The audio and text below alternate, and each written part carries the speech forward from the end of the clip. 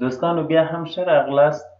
د عمومي ریاضي بحث مو شروع سو او په دې بحث کې لومړنۍ موضوع چې ده هغه سیټ دی. یعنې سیټ څه شی دی؟ کله چې د سیټ موضوع رامنځته کېږي ماته مستقیم د د جارج کانتور څه شي راپه یادېږي؟ کیسه راپه یادېږي چې د وخت کم لیدو کم نظرو عالمانو د ده تیورۍ ته په سپکه وکتل او دی یې تر سخت رواني فشار لاندې کړ چې د هغه له وجې دی په عقلي او عصبي روغتون کې بستر سو او بالاخره یې خپل ژوند له لاسه ورکړ.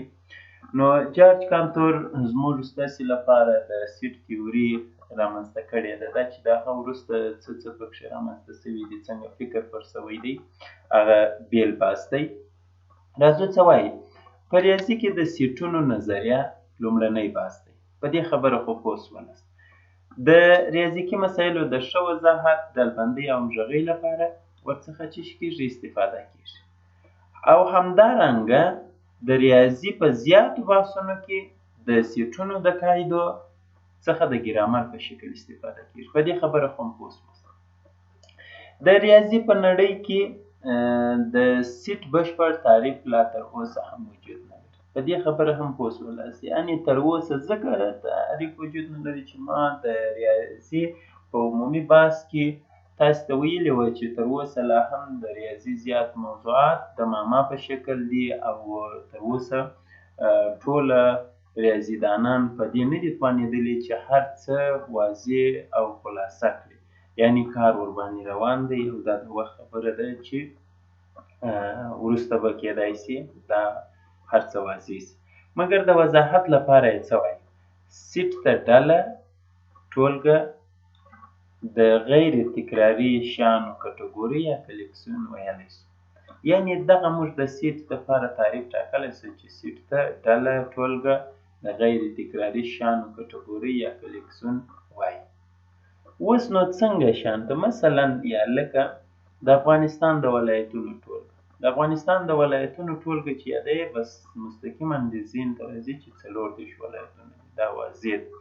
د ریاضي پوهنځۍ د څانګو ټولګه کومه اوس نو کابل پوهنتون مثلا دلته مو یو شی کمی کړی دی چې د ریاضي پوهنځۍ مثلا یا د ساینس پوهنځۍ یا د بل شي هر شی چې وي هغه منظم دی. د ریاضي پوهنځۍ د محصلینو ډله، د ریاضي پوهنځۍ د محصلینو ډله کېدای شي دا د کندهار د ریاضي پوهنځۍ وي، دا کېدای شي د کابل د وي، دا کېدای شي د ننګرهار د وي، دا کېدای شي د هرات د وي، کېدای شي د پکتیکا د وي یا د مزار د هر ځای. همدارنګه د سایټیم فکري ټولګه دا هم یو سیټ دی. یا په نړۍ کې د افغانانو ټولګه. ګوره په ټوله نړۍ کې خبره یاده شوه چې څومره افغانان دي هغه یوه ډله دي او تر یوه عنوان لاندې چې افغان. د نړۍ د انسانانو ټولګه، یعنې په نړۍ کې چې څومره انسانان موجود دي د هغوی ټولګه یا د هغوی سیټ او داسې نور. کېدای شي چې موږ نور سیټونو په نومونه هم یاد کړو. یعنې که خلاصه درته وایم کېدلی شي د یوه کور خونې یو سیټ یاد کړو. د یو کور خونې یو سیټ یاد کړو. کېدای شي د کابل اوسېدونکي یو سیټ یاد کړو. کېدای شي د هلمند اوسېدونکي یو سیټ یاد کړو. کېدای شي نه همدغه رنګه کېدای شي موږ د انګلیسي د الفبا حروف یا توري یو سیټ یاد کړو. مثلا نور سیټونه په راتلونکي پېژنو. همدومره د اوس لپاره بس دی. نور ځو مخکې. سیټ په څه طریقه سره ښودل کېږي؟ دلته موضوع څه شي ده؟ سیټ په څه طریقه سره ښودل کېږي؟ مخکې ما هلته یادوري وکړه د انګلیسي د الفبا. اوس موږ سیټ په څه شکل؟ په ساده شکل یا په ساده طریقه سره ښودلی شو. لکه دا څنګه؟ د ای سیټ دغه ګوره د ای سیټ موږ یو نوم ورکړی. کېدای شي د ای پر ځای هر حروف یا هر توری تاسې ورته انتخاب کړئ. هر کېدای شي چې دا حرف الف وي، دا کېدای شي چې ب وي، دا کېدای شي چې ت وي، دا کېدای شي چې زال وي، او دغسې یعنې په د انګلیسي په الفبا کې هم A B C D هر شی ورکولی شي. نو دا ساده سیټ دی. موږ څنګه ښودلی ساده سیټ یعنې ټوله کیسه په یوه جمله کې بیان کړو. د انګلیسي د الفبا غږ لرونکي توري.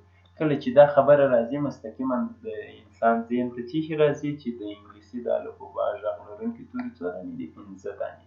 یعنې هغه 5 مو مستقیما ذهن ته راځي. نو دا یې ساده طریقه ده چې یوې جملې په توسط ښودل کېږي دا سیټ. یا مثلا داسې هم کېدی د هلمند ولایت شمالي ولسوالۍ له زده کړو یې برخې دي. دا ګوره هیڅ شی نه لري، یعنې دا ځای دا سیټ چې هیڅ شی نه لري، مساوي نه ساده نه لیکلی دی، خو دا واضح ده، ته معلومیږي چې د هلمند شمالي ولسوالۍ کمې 6 ولسوالۍ یا کمې ولسوالۍ دي، دا د زده کړو دې برخې دي. صحیح شو؟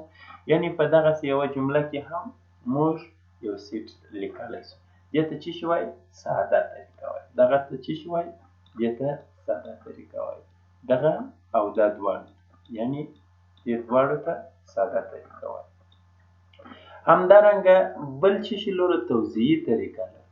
توضیحي طریقه څنګه؟ چې مثلا د لیست په شکل موږ کړی. ګوره د بي سیټ لرو، یو عنصر، بل عنصر، بل عنصر، بل عنصر، بل عنصر، یا د دې بي د سیټ غړي څو دانې دي؟ 5 دانې غړي دا لري. نو ځکه دې ته توضیحي یا هم لیستي سیټ ورته ویلی شو چې دغه مخکې یو خبره دلته ثابتېږي. ګوره دلته په یوه جمله کې وړاندې کېدله ساده سیټ کې، دلته بیا توضیحي سیټ. نو دا څو څه شي؟ دا دې توضیحي یا لیستي سیټ.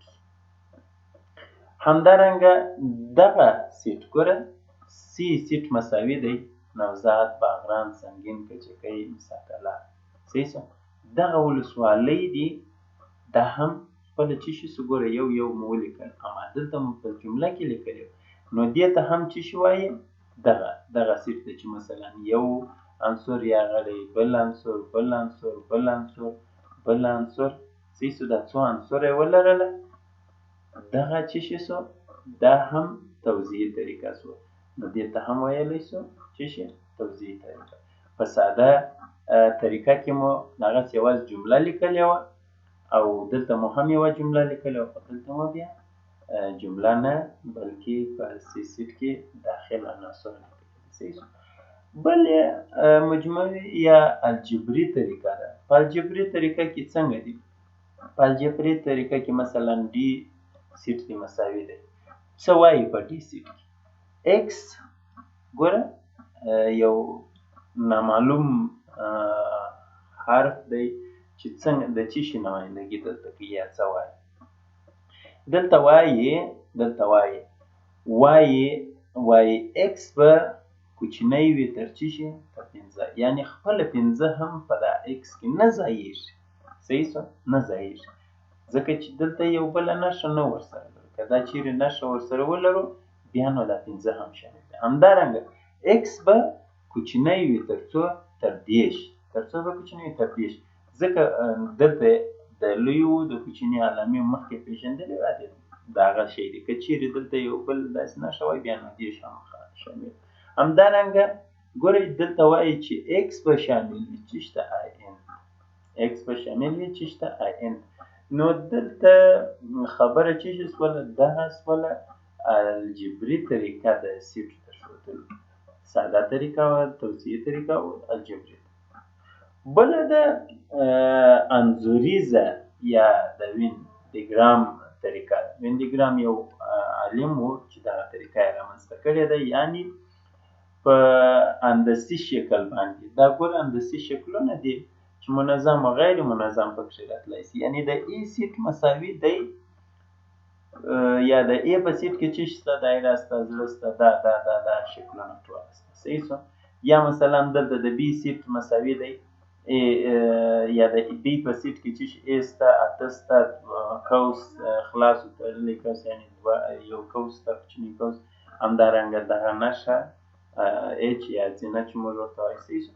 اوس نو کېدای شي چې دا هم په دې طریقه سره ولیکې. څنګه یې لیکې؟ مثلا څنګه یې لیکې؟ زه راځم دغه بي سیټ راخلم، دا د بي سیټ مساوي یې کړه، او ځکه دلته بي یې ورکړی نو که هر نوم ورکړئ فرق نه کوي. دا بي سیټ څه شي پکښې ده؟ ا پکښې ده، صحیح ده، ا پکښې ده، پسې څه شي دی؟ اته هم وراچوه، دا یې اته هم پکښې دي، بل دغه زنا یا هر شی چې ورته وایستی سي اچ موږ ورته وایو، صحیح ده، یا علامت نمبر دا هم پکښې دی. بیا څه شي دی؟ قوسونه دي، دا قوس تړلی. ګوره د بي سیټ دغه شکل په دې شکل سره ښایست کې، په دې شکل یعنې دغه د ا سیټ هم دغسې یعنې موږ کولی شو چې ا سیټ مساوي کړو، دلته په ځای کوچنی چې یعنې دغه شیان ټوله پکښې ولیکل شو. یعنې که چیرې داسې مثال یو کوچني دوه درې دغه به یې ورکړم، بي سیټ مثلا دایره پکښې ده، صحیح ده، او دا څنګه خراب زړه پکښې دی مثلا، او دغه بل څه شي دی، یعنې دغه ټوله شیان هر شی چې وو دا ټوله پکښې ورکولی شي. په دې خبره خو هم پوه شو. دغه طریقه څه شي شوله؟ دغه انځوریزه وینډیګرام طریقه څه شي شوله؟ یعنې په دغه شکل او یا هم په دغه شکل او خپله په دې شکل هم ښودلی شي. صحیح شو؟ دا وه د سیټ چې مثلا په څه ډول یې موږ ښیو. راځو د سیټ ډولونه پېژنو. سیټ ډولونه څنګه شي؟ څنګه ډولونه؟ اوس لومړی دلته یو یادوري کوم، سیټونه کېدای شي په مختلفو ډولونو باندې وښیي. خلک یې په درو ښیي، څوک یې په څلور ښیي، څوک یې په اتو ښیي، څوک یې په لسو ښیي، څوک یې په ډېرو ښیي. خو دلته موږ فقط د دې لپاره چې دغه ډولونه د سیټ هغه وپېژنو. څنګه یې وپېژنو؟ مثلا خالي سیټ. خالي سیټ همیشه په څه شي سره؟ خالي سیټ مثلا فرض کړه دلته ا سیټ لري، دغه نښه څه شي ده؟ دا بس د خالي سیټ ده. یا مثلا کېدای شي دا د دغه پر ځای باندې داسې شکل وي، داسې، صحیح شو؟ دا یې خالي سیټ. یو عنصره سیټ دی، یو عنصره چې په دغه منځ کې مثلا یو عنصره سیټ و، دا نور شیان دا راځو بیا بحث پر کوو. دا سمبول فقط داسې وپېژنئ. بل ماین سیټ دی او غیر ماین سیټ دی. ماین و غیر ماین سیټ دا دی چې بس ختم ولري، یعنې د دغه ځایه شروع، صحیح ده، تر دغه ځایه پورې دا یو ماین سیټ کېدای شي، صحیح شو؟ او دغه رنګه غیر ماین سیټ بیا چې دغه شی ونه لري، یعنې دا درې دلته ونه لري، مثلا یو دلته مو ورکړله داسې معلوم نه دی، دا غیر ماین سیټ. ښه دلته څو نښې هم ژر ژر پېژنو، نور مخته ځو. فرعي سیټ څه شی ښیي؟ فرعي سیټ ګوره واقعي فرعي سیټ چې دی په دغه نښه سره یې ښیي، او غیر واقعي فرعي سیټ چې دی هغه په دغه نښه سره ښودل کېږي. مساوي سیټونه چې دي، مساوي سیټ په دې نښه سره ښودل کېږي، او پسې څه شي دی؟ نامساوي سیټ. نامساوي سیټ بیا په دې شکل سره ښودل کېږي. پسې څه شي دی؟ معادل سیټ. معادل سیټ. معادل سیټ بیا په دې نښه سره ښیي. کلي سیټ په دغسې لوی یو سره ښیي. دلته هم داسې یو شی ورکړي که نه. بل مکمله سیټ دی. مکمله سیټ په سی او دلته هم ا، یعنې ا چې څه شي دی دلته خپله هغه څه ورته وایي ا چې د دې مکمله نه دلته ښیي ا، داسې، صحیح شو؟ داسې لنډه طریقه یې ده. کېدای شي چې هغه نوره موضوع یې وروسته وپېژنو. بل طاقت ښود سیټ دی. طاقت ښود سیټ یعنې پاور د څه شي دغه د ا په دې طریقه سره یې حلولی شو، یا هم په څه شي سره ان. ښه دلته دا یو څه ایسته کړو. ښه یا په څه شي سره 2 n په دې طریقه سره موږ خلاصوو. بل څه شي لرو؟ مجزا سیټ. مجزا سیټ په څه شي سره ښیي؟ مجزا سیټ په دې شکل سره ښیي. صحیح شو؟ دا د مجزا سیټ شکل دی او همدارنګه وروسته څه شي لرو؟ متقاطع سیټ. متقاطع سیټ بیا په دې شکل سره ښودلی شو. صحیح شو؟ دغه څو نښې او یو شی دلته چې بیا مې هم هېر نه سي هغه دا چې مثلا موږ کله چې یو شی په بل کې یعنې یو عنصر په بل سیټ کې شامل وي هغه بیا په دغسې نښې سره ښیي یعنې دا په دې کې شامل دي. دلته لیکلي نه دي صحیح ده خو تاسې په دې باندې باید پوه سئ چې دا د شامل نښه ده. صحیح او که نه و شامل بیا هم عین شکل دغه شی لیکل کېږي فقط داسې یو خط پراخېږي دا بیا لکه ناشامل. صحیح شو؟ هغه شامل ده ناشامل. په دې خبره خو هم پوه شوئ. راځو مخته ځو اوس دغه سیټونه څه واضح کوو. فقط دلته دغه شیانو ته اشاره وکړله چې دا د خالي سیټ نښه ده. صحیح شو؟ دا د فرعي سیټ نښه ده. دلته که زه یو ځلې درته ښه خلاصه کړم چې تاسو ښه پوه شئ. یعنې دغه نښه د خالص سیټ ده. صحیح شو؟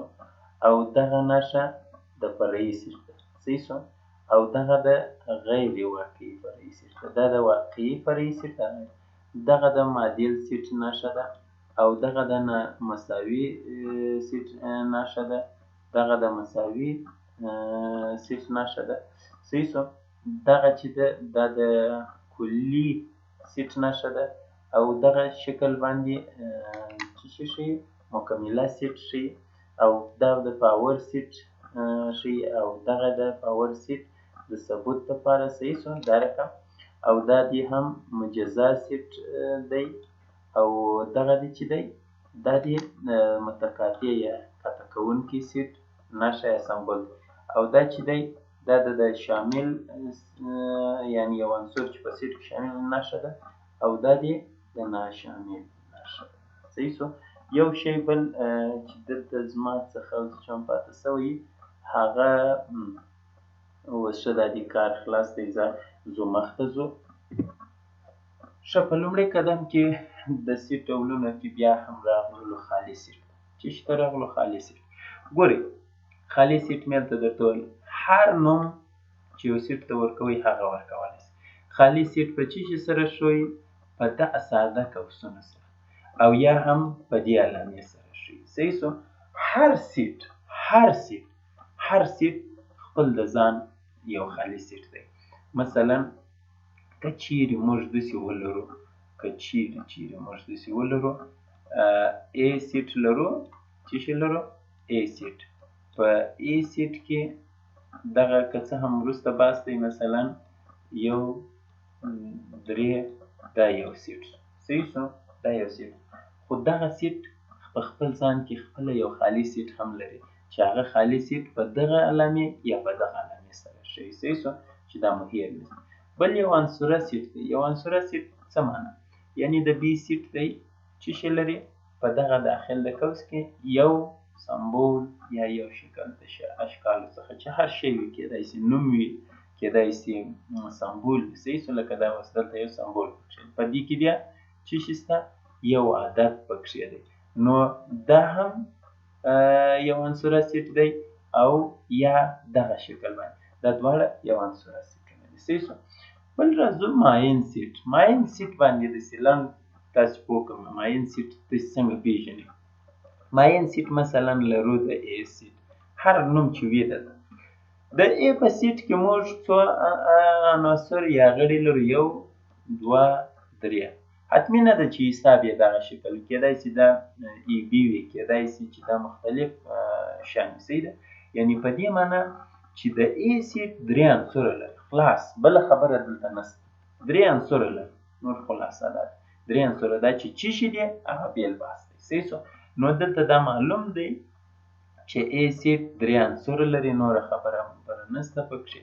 خو که چیرې راسو د B سیټ وګورو بي سیټ چې موږ د غیر ماین سیټ خبره کوو. صحیح شو. ماین سیټ خو مو پېژنئ چې عنصر یې معلوم وي چې مثلا کېدای شي د هلمند ولسوالۍ درته لیکلي، یعنې معلوم دي د هلمند ولسوالۍ معلومې دي، 14 ولسوالۍ دي، 2 فرعي جوړې شوي. صحیح ده. یا مثلا یا کېدای شي دلته ولیکو چې د انګلیسي د الفبا توري، دا د انګلیسي د الفبا توري په ټوله نړۍ کې معلوم دي چې 14 توري. صحیح شو. نو دغه ته ماین سیټ وایي.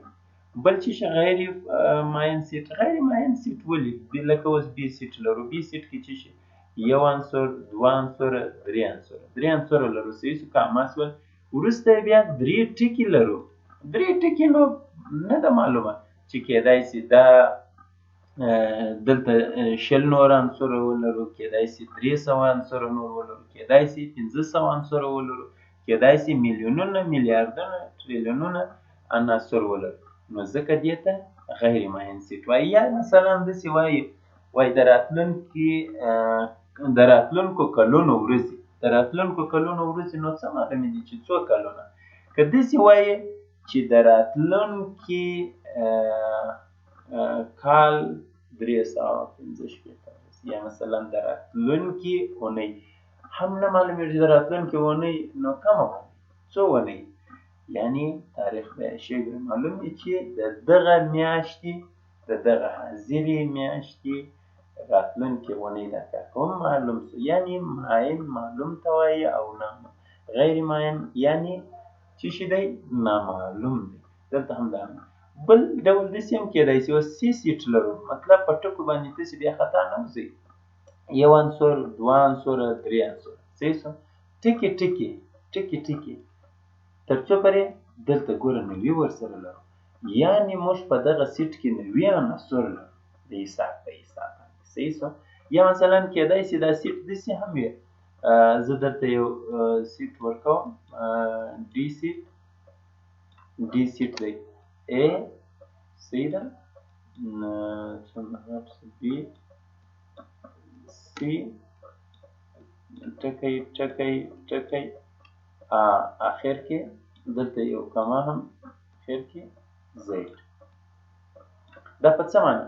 یعنې د ډي سیټ مساوي دی A B C ټکی ټکی زید، یعنې د ای بي سي د ای څخه شروع تر زیډه پورې سیټ دی. دا یعنې 18 توري خبره راځي. صحیح شو. همدغه رنګه چې هر شی معلوم و هغه ته معین سیټ وایي، او چې نامعلوم و هغه ته غیر معین. که اوس موږ دغه شی زید درته ورنکړو، اوله درته یو بل ټکي ټکي پرېږدو، بیا نو څه معلوم دی چې دا خواته څو نور عناصر شته، هېڅ معلوم نه دي. هغه عناصر اعداد دي، هغه عناصر سمبولونه دي، هغه عناصر مخففات دي، هر شی چې و کېدای شي. صحیح شو. دا د ماین سیټ موضوع. وروسته راځو فرعي سیټ.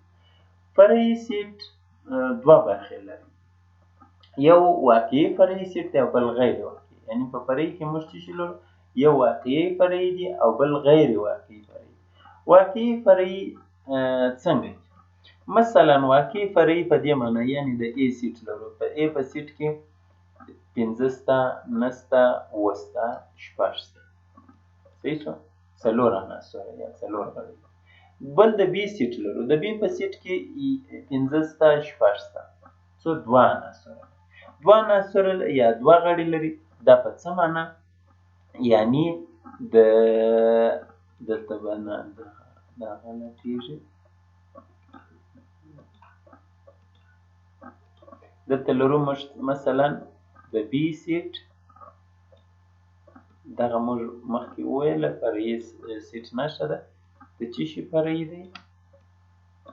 د A. ولې یې فرعي دی؟ ځکه د بي سیټ کوم عناصر؟ ګوره 15 6 اوس شو نه چې غلط کړی مې نه دی. یعنې دغه د بي سیټ 15 او 6 په دې کې شامل دي که نه دي شامل؟ 15 او 6 دا دي شامل دي. ځکه نو بي د څه شي فرعي ده؟ د A فرعي ده.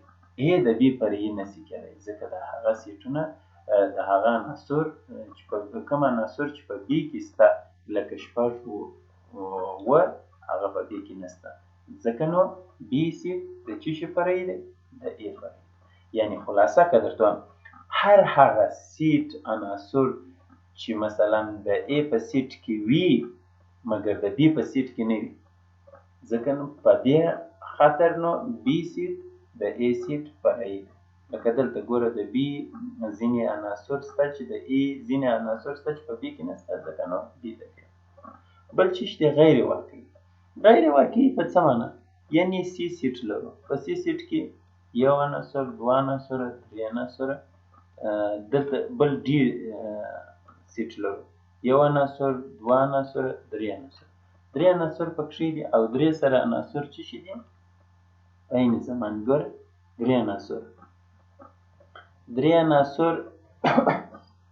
درې عناصرو څخه عدد څه شي دی یعنی دلته ام ای شته دلته ام ای شته دلته ام کې دلته ام کې صحیح شو دلته ام ار ای کې دلته ام ار ای کې صحیح ده نو دا څه ورته وایي دې ته وایي چې سی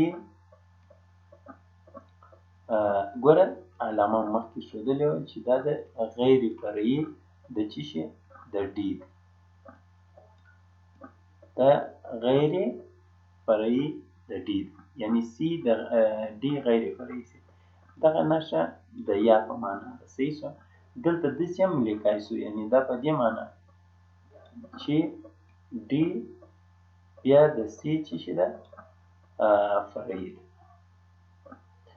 ده ولې ده ګوره دلته هم دا درې عناصر شته دلته هم شته ځکه نو سی د ډي فرعي ده او ډي بیا د سی فرعي ده دلته بیا دا یو لازمي شرط هم کېدلی شي لازمي شرط په څه معنا یعنی دا کېدای شي چې سی مساوي ده د څه سره د ډي سره په دې خبره خو پوه شوه یعنی که چیرې موږ داسې یو سیټ ولرو چې د سی د ټول عناصر په ډي کې شامل وي او د ډي د په سی کې شامل نو په دې اساس باندې موږ د سی سیټ د ډي غیر فرعي سیټ ګڼلی شو همدارنګه یا هم چې شي ډي د سی فرعي سیټ ګڼلی شو په دې کې د دوی لازمي حالت چې کېږي د سی د ډي سره مساوي راځو نور د دې بحث څخه هم تېرېږو وروسته راځو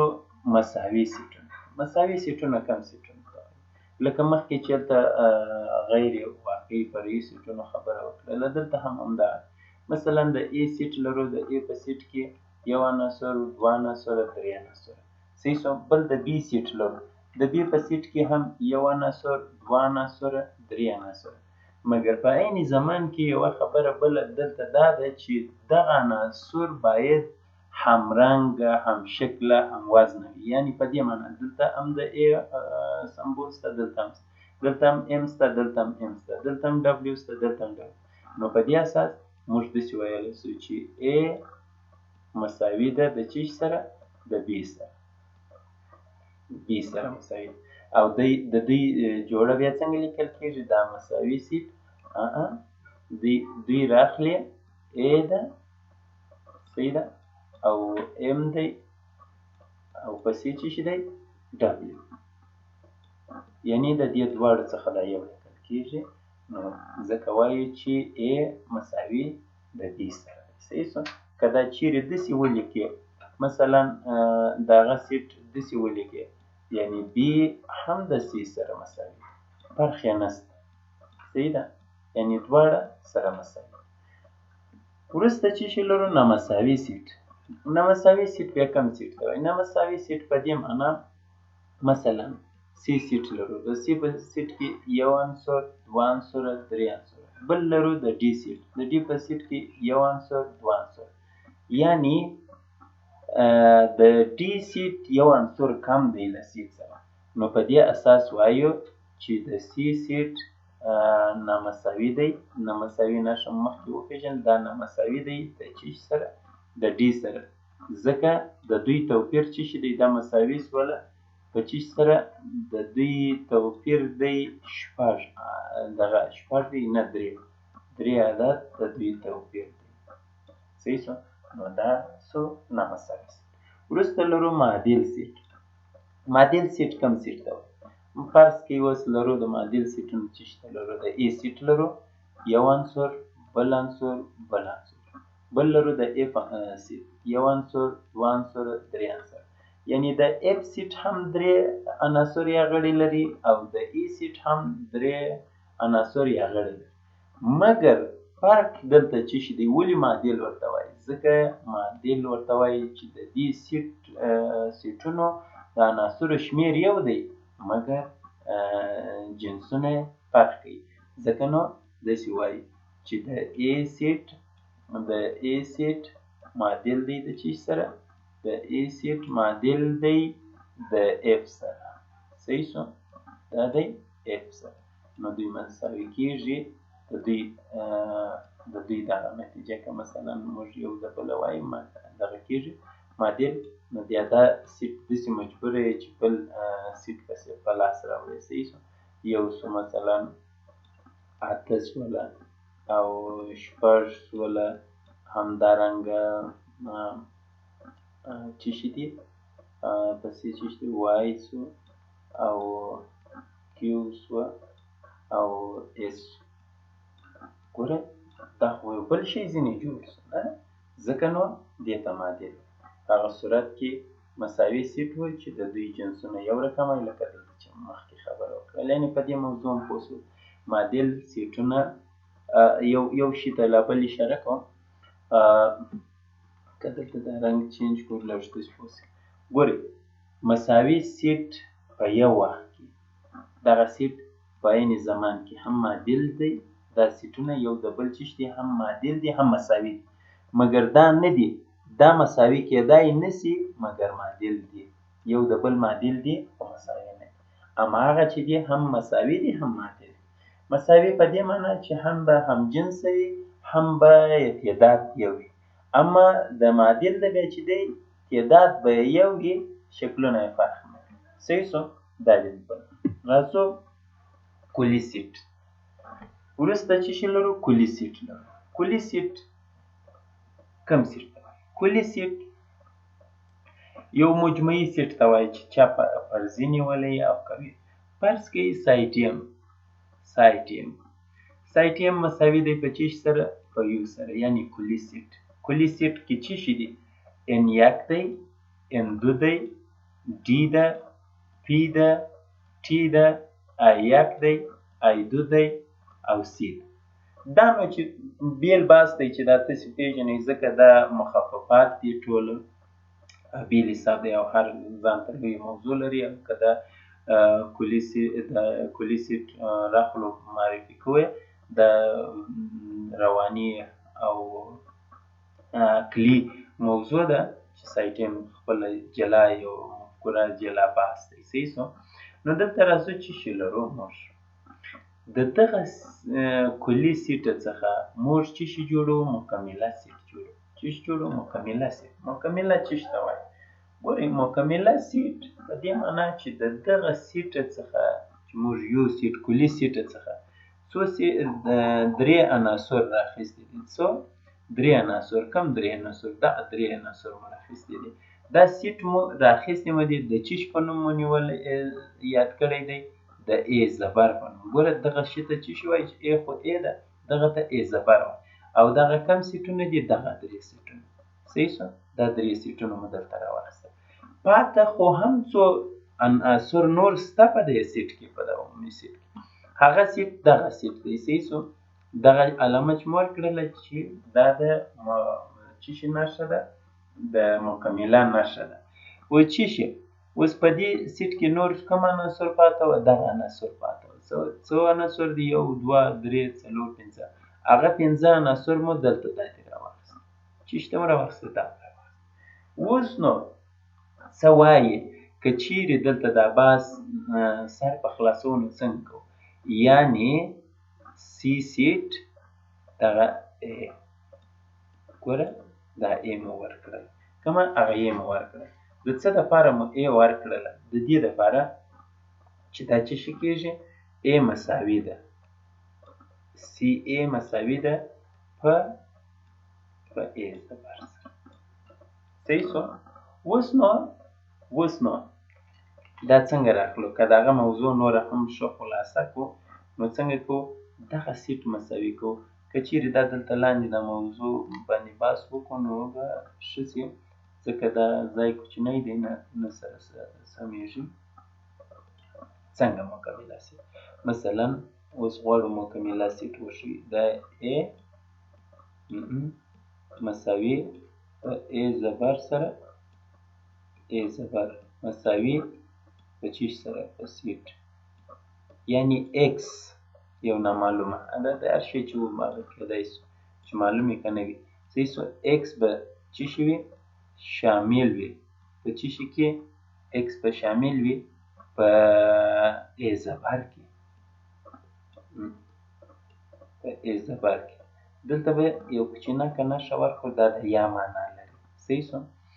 یعنی X به څه شي وي؟ ناشامل وي. دا ناشامل علامه خو مو درښودې، ناشامل وي په A کې. صحیح شو. دا یو. دوهم څه وایي؟ C مساوي په چیش سره؟ په A زبر سره. دوی به مساوي سي په چیش سره؟ په یو، او د ده مکمله به څه شي وي؟ A به وي. A چې مساوي سي په چیش سره؟ راځو دلته X بیا هم هغه مخکنۍ طریقه X به شامل وي په چیش ته؟ و A زبر ته، او دلته به د نښه ورکړو یا څه شي ده؟ ګوره هغه نښه مو د دې دپاره کړې چې جلا شي. دغه بخښنه غواړم، دلته مې هلته خو مې دغه کړی دی، دا به دلته به دا څه شي کړو؟ دا به هم ښه، دا به یو کړو. X به شامل وي یو ته، او یا X به ناشامل وي و چیش ته؟ و A ته. ناشامل نښه مې ورنه کړله. دا په څه معنا؟ ګورئ دلته C کامپلیمنت صحیح ده څه شي دی؟ وایي هغه سبسیټونه موږ دا ټوله دا شیان غواړو چې ځینې جوړې کړو. صحیح ده. څنګه یې جوړوو؟ یعنې د C چې CA چې مساوي ده د دې سره د A زبر کې څه وایي؟ دغه X دی. صحیح ده. د دغه X ښیي. وایي دا به په څه شي کې مثلا شامل وي؟ په A زبر کې به شامل وي، خو په A کې به نه وي شامل. کومه A؟ دغه A چې موږ دلته داسې نښه ورکړو چې ښه په پوه شئ. دلته مې یادولې درته کړې وه د دې. یعنې څه وایي؟ د A زبر عناصر په دې کې نه وي. رښتیا هم نه دي. دلته سته N1 N2 دوی په دې سیټ کې سته، په A سیټ کې سته؟ نسته. اما دغه عناصر، دغه د A زبر عناصر په یو سیټ کې سته که نسته؟ دغه دی. N1 سته. صحیح ده. دلته هم N2 سته، N دا سته. صحیح شو. په این زمان یعنې دلته سته مګر په دې کې نسته، ځکه په دې کې نه دي شامل. دغه عناصر په دې کې نه دي شامل. نو د دې مکمله څه شي شوله؟ دوی دواړه یعنې که یو ځای سي موږ ته دا سیټ په لاس راکړي، یعنې کلي سیټ په لاس راکړي. څه معنا؟ یعنې که چیرې که داسې خلاصه درته وایم، که چیرې A زبر او څه شي A مکمله دوی دواړه سره څه شي وکړي؟ اتحاد وکړي. څه شي راځي؟ کلي سیټ په لاس راځي. نو دوی یو د بل څه شي دي؟ مکمله دي. یعنې یو د بل بشپړونکي دي. څه شي بشپړوي؟ کلي سیټ بشپړوي. په خبره پوه شوئ؟ دلته هم ګورئ ساده شکل بل یو شکل هم وړاندې کړی. دغه چې شوله دا د سیټ یو اړخ شو. صحیح شو. دا چې شي شو یو اړخ، هغه A سیټ دا دی، دا مساوي دي په دې سره. صحیح شو. خو د یو څخه منفي سوي څه شي دي؟ د یو څخه ای زبر منفي سوی چې څه شي دي؟ دا ان یک، ان دو او ان ټي. دلته بیا پی ټي ای یک، ای دو، سی. صحیح شو. یعنی خبره دلته څه شي ده؟ که چیرې دا دوه سره یو ځای سي یو سیټ په لاس راځي، لکه دا دلته واضح دی. صحیح شو. دغه د یو سیټ دی، یو سیټ دی که نه؟ که موږ د دې دواړه که چیرې د دې سره یو ځای کېږي دا شی راوړي، لکه دلته چې مې ښودلی دی. یعنی ای زبر اتحاد کړی دی، دغه د اتحاد نښه ده. صحیح شو. د څه شي سره؟ د بلې ای مکمله ای سره برای څه شي په لاس راوړي؟ یو دا اسید په لاس راوړي، لکه دلته چې مې لیکلی. په خبره پوه شولاست؟ بیا زه یو بل مثال هم کاروم. کلي سیټ خو پېښ کلي سیټ هلمند مو څه شي کړی دی؟ د هلمند ولسوالۍ مو کلي سیټ نیولی. کلي سیټ څو ولسوالۍ دي؟ ګوره، یو، دوه، درې، څلور، پنځه، شپږ، اووه، اته، نهه، لس، یولس، دولس، دیارلس. دا 14 عناصر لري. د یو سیټ څه شي لري؟ 14 عناصر لري. درې څو عناصر؟ یو، دوه، څو، درې، څلور، پنځه، شپږ. شپږ عناصر مو څه شي ته راخیستي؟ د ای زبر ته مو راخیستي دي. په ای زبر کې مو یو ځای کړي. صحیح. دا مو د دې څخه راخیستی، یعنی دا د دې مکمله سو. صحیح سو. دا مو راواخیستل. بل مو څه شي راخیستی؟ دلته مو بل ای سیټ هم لرو. ای سیټ چې د هغه د ای زبر مکمله دی، یا ای زبر د دې مکمله دی څه شي؟ یو، دوه، درې، څلور، پنځه، شپږ، اووه.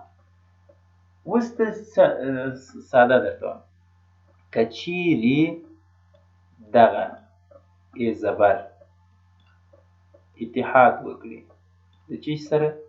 د ای سره، د ای مکمله سره، دوی به مساوي سي په کلي سیټ سره که یا؟ یعنی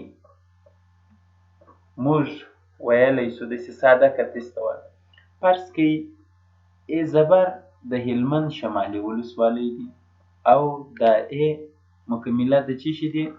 د هلمند فرض کړئ جنوبي ولسوالۍ. فرض یې کوي، فرض یې کوي. صحیح شو. که چیرې د هلمند شمالي شپږ ولسوالۍ او د هلمند جنوبي اووه ولسوالۍ سره یو ځای سي، د هلمند ټوله ولسوالۍ تشکیلوي که یا؟ دلته هم دا خبره ده. یعنی عباره یو مساوي ده د هلمند په څه شي سره؟ په ټولو ولسوالیو سره. په خبره پوه شولاست؟ یعنی که دغه شپږ او دا اووه ولسوالۍ سره یو ځای کړو، د هلمند ټوله ولسوالۍ ځینې جوړېږي که هغه ټولو ولسوالیو ته موږ د یو نوم ورکوي. صحیح شو.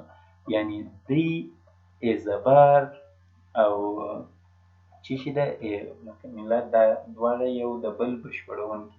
که چیرې ای زبر نه واوسي هم د هلمند ولسوالۍ نه بشپړېږي، او که چیرې ای مکمله ونه اوسي هم د هلمند ولسوالۍ نه بشپړېږي. ځکه چې موږ دلته دا سره ویشلي دي. یعنې که تاسې اورېدلي وي وایي دا د هلمند شمالي ولسوالۍ دي، دا یې شرقي دي، دا یې غربي دي، دا یې جنوبي دي. صحیح شو. دغه رقم. یا مثلا په افغانستان کې وایي د افغانستان شمال، د افغانستان جنوب. کله چې د افغانستان د جنوب نوم اخلي، مستقیما د کندهار، روزګان، هلمند او خپله څه شي زابل ذهن ته راځي. خو کله چې د شمالي ولایتونو نومونه اخلي، د ستري مزار او پنجشیر او کاپیسا او پروان، دا ولایتونه ځي. کله چې د مشرقي نوم اخلي، د ستري ننګرهار او لغمان او نورستان او کونړ، دا د ذهن ته راځي. همدغه رقم دا نور که چیرې راخلو پکتیا او دا نور. یعنې په دې خبره خو هم پوه شولاست. دلته هم ساده ده. ګوره، د ای په سیټ کې مکمله کې دا اووه ولسوالۍ دی او په ای زبر کې دا ولسوالۍ دي. یعنې دوی دواړه چې سره یو ځای سي څه شي؟ دا ټوله هلمند ولسوالۍ څخه جوړېږي. انشاءالله نور هم که ساده نور یو بل ساده مثال هم درکوم. دغه فرض کړئ دلته د انګلیسي غږ لرونکي توري څه شي دي؟ غږ لرونکي توري دي، چې غږ لري، غږ لرونکي توري دي. صحیح شو؟ غږ لرونکي توري. او دغه څه شي دي؟ دا بې غږه توري دي. څه شي دي؟ بې غږه توري. په خبرو پوه شوئ؟ بې غږه توري. دا چې بې غږه توري دي، دا بې غږه توري. که چیرې غږ لرونکي او بې غږه توري سره یو ځای شي، د انګلیسي ټوله توري نه ځینې جوړېږي، هغه دلته لیکي. دغسې ساده خبره ده. یعنې د انګلیسي غږ لرونکي توري د انګلیسي د بې غږه تورو بشپړونکي دي. د انګلیسي ټوله توري څو دي؟ 26 توري دي. صحیح ده؟ 26 توري دي. که چیرې موږ د دې څخه 15 منفي کړو، څه شي پاتېږي؟ دلته 21 پاتېږي که یا دغه 21 یې دغه دي او 15 یې دغه. صحیح ده؟ که دغه 15 او دا 21 سره یې ځای کړو، د انګلیسي 26 توري ځینې جوړېږي که دغسې خبره ده. که بیا هم پوه شوي نو اوس نور به هم بیا نور مثالونه به هم درته وکاروم. زه وروسته څه شي دی؟ د طاقت خبره. طاقت څه شي ته وایي؟ دغه سیټ کې چې مثلا فرض کړئ د ای سیټ لرو. د ای سیټ لرو څو عناصر لري؟ 1 2 3. دغه 3 عناصر کښې موږ څو طریقې لرو چې ښودلی شو. یو مثلا پاور څه شي دی؟ پاور یعنې طاقت. د ای سیټ غواړو چې ویښوي. څنګه یې ښیي؟ موږ لومړی طریقه څه شي لرو؟ دغه قانون پر عملي کوو. څنګه یې دا قانون یا قاعده عملي کوو؟ 1 2 3. موږ دلته 2 ان لرو. نو زموږ ان د څه شي د عناصرو تعداد دی. عناصرو تعداد څو دی؟ 3. صحیح شو؟ 3. اوس نو دا څنګه کېږي؟ دا 3 رنګ مې بدل کړم. 3 څنګه؟ یعنې په دې معنا چې 2 په توانده 3. نو دی څنګه کېږي؟ د دې موضوع څه شته؟ یعنې دا معنا 2 ضرب 2 ضرب 2 مساوي کېږي په 2 سره. صحیح شو؟ 2 ضرب 2 4 او 4 ضرب 2 8. دغه 8 دلته. یعنې زموږ د سیټ د عناصرو شمېر څو دی؟ 8 دی. د سب سیټ یعنې زموږ د ای سیټ سب سیټونه څو دي؟ سب سیټونه یعنې فرعي سیټونه یې څو دي؟ 8 دانې دي. دا راځو په ثبوت یې رسوو. څنګه یې رسوو؟ د دغه فارموله څخه استفاده کوو. پی صحیح شو؟ دا دلته ورکوو ای. صحیح ده؟ دا دلته ورکوو قوس بندوو. نو دوی مساوي کېږي څنګه؟ دوی چې مساوي کوي څنګه؟ ای 1 ګوره ای 1 کاما ای 2 او بیا هم ای 3 کاما ای 4 او بیا هم کاما چې ورکړه دا یې هم 15 کاما ای 6 کاما ای 7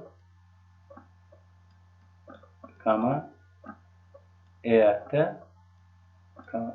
دغه ګورئ دلته مو په قوس کې باید ولیکو. دا مو په قوس.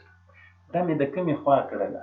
ګورئ دا دغه 8 د 1 څخه مې شروع کړه. 1 2 3 3 4 داسې مې را شروع کړه. صحیح شو؟ اوس نو دا څنګه کولی شو؟ دلته خبره ډېره ساده ده.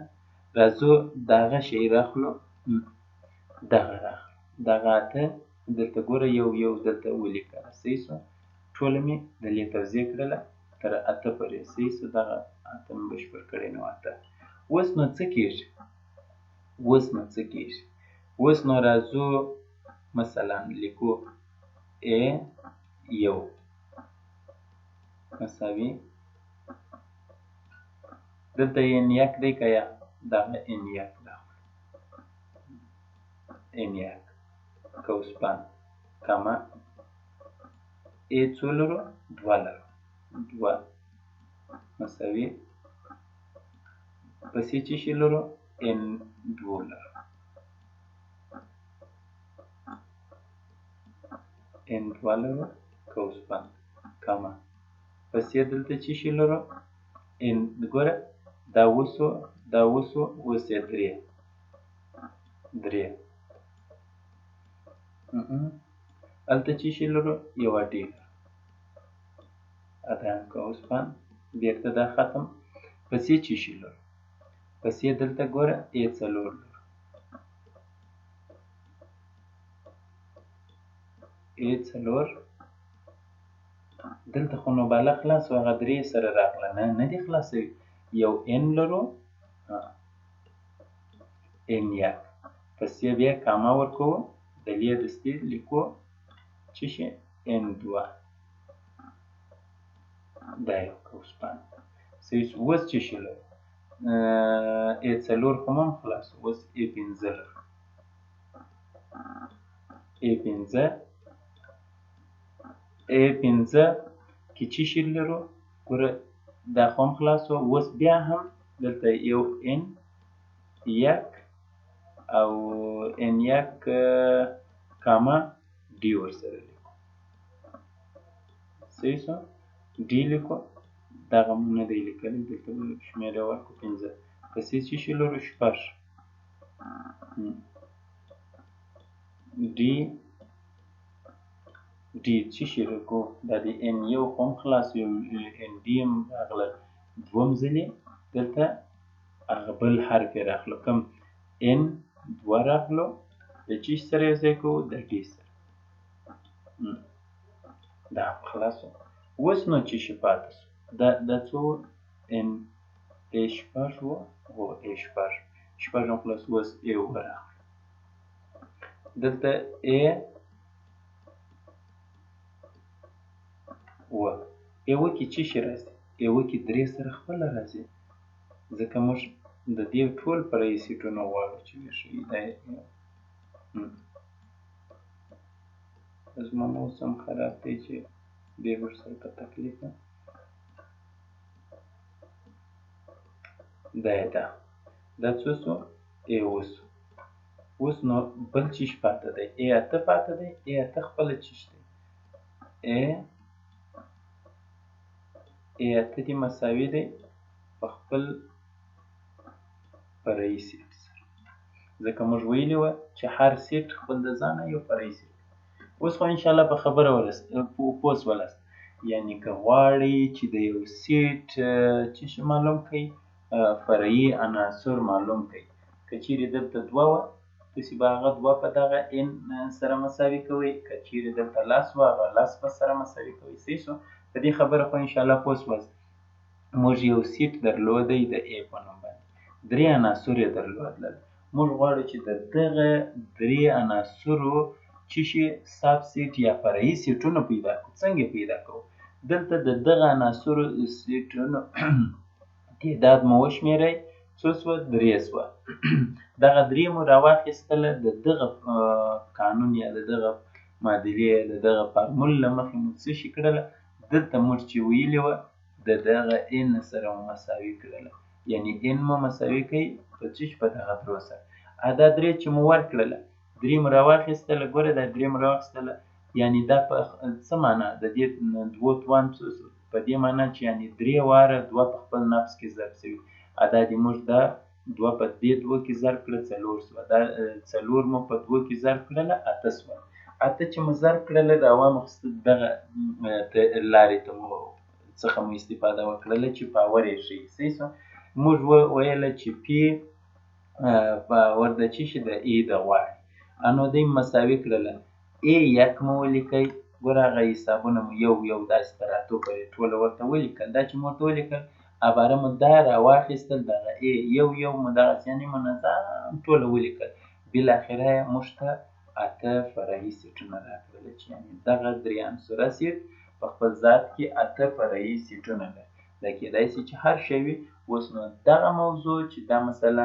ان دلته څه معنا لري دا ان دوه څه معنا لري ډي څه معنا لري یا ان یک و ان دوه یعنې ان یو ان دوه څه معنا لري ان یو ډي څه معنا لري، یا مثلا ان دوه ډي څه معنا لري، یا په ټوله کې ان یک ان دو ډي دا څه معنا سره لري. دا ټوله بیل باس دی او اخري خپله خالي سیټ صحیح شو.